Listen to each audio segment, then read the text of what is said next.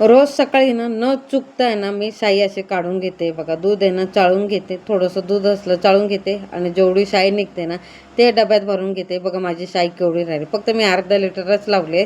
1 litre लावले असते तर किती साई निघाली असते.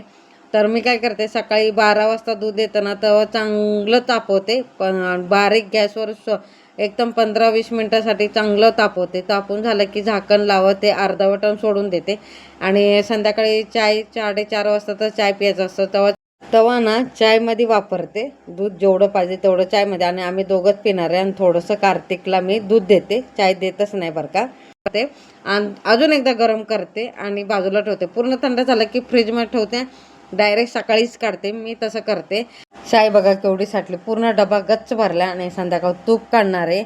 हॅलो नमस्कार, मी लक्ष्मी. सर्वांचं मनापासून स्वागत आहे. सर्वांना श्री स्वामी समर्थ. दूध तर चाळून घेतलं आणि ते बाहेर ठेवणार आहे, मी फ्रीजमध्ये ठेवत नाही.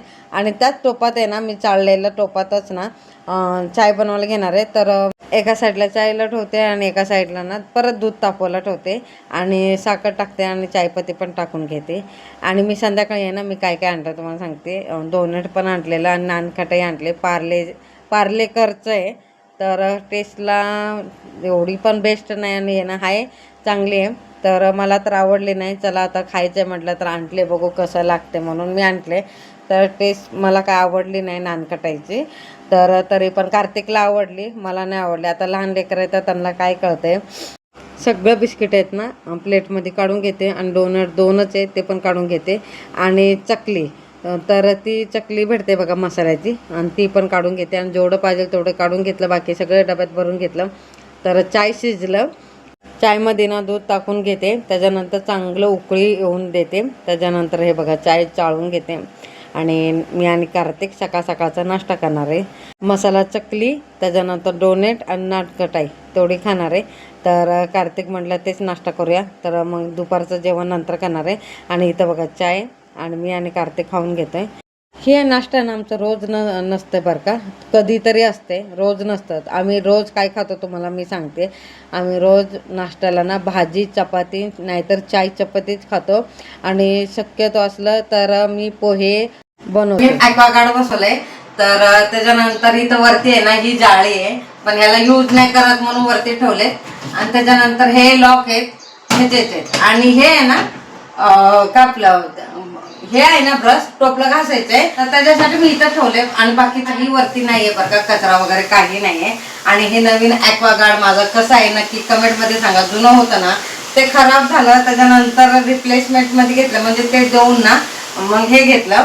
आणि ह्याचं कपलं ऑइली ॲक्वागार्ड आहे, झिगझॅग कॉपरचं आहे. आणि त्याचं फिल्टरचं पण खाली आहे हे. त्याच्यानंतर नळ तुम्हाला दाखवते बघा.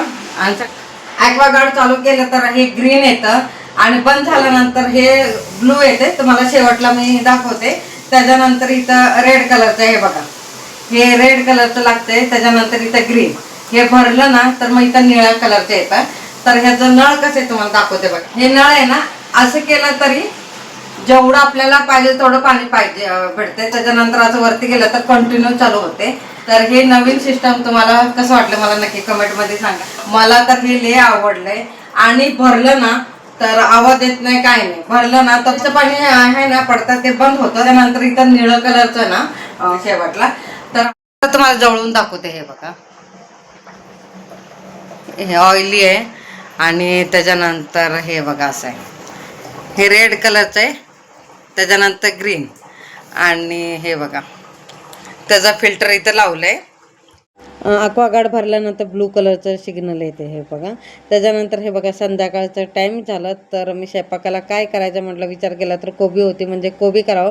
आणि छानपैकी कापून घेतले आणि 2-3 पाण्याने धुवून घेतलं. त्याच्यानंतर शिजवायला ठेवलं आणि शिजवताना मीठ टाकलं आणि ते पण खडं मीठ टाकलं. त्याच्यात बारीक आळे असतात, दिसून येत नाही. तर ज्वारीचं पीठ बाहेरून दळून आणलं, ते डब्यात भरून घेते. आणि डबा थंड होण्यासाठी, म्हणजे पीठ थंड होण्यापर्यंत झाकण बघा तसंच लावून एका कोपऱ्याला बाजूला ठेवते. आणि लागलंच आणि फ्लावरची भाजी करून घेते. हे बघा तेल टाकलं, तेलमध्ये राई जिरा टाकून घेते. त्याच्यानंतर लसूण आणि आलं लसूण टाकून घेते आणि थोडंसं तेजपत्ता टाकणार आहे. बारीक चिरलेला कांदा आणि टमाटर टाकून एकजीव करून घेते. हे बघा चांगलं भाजून घेते.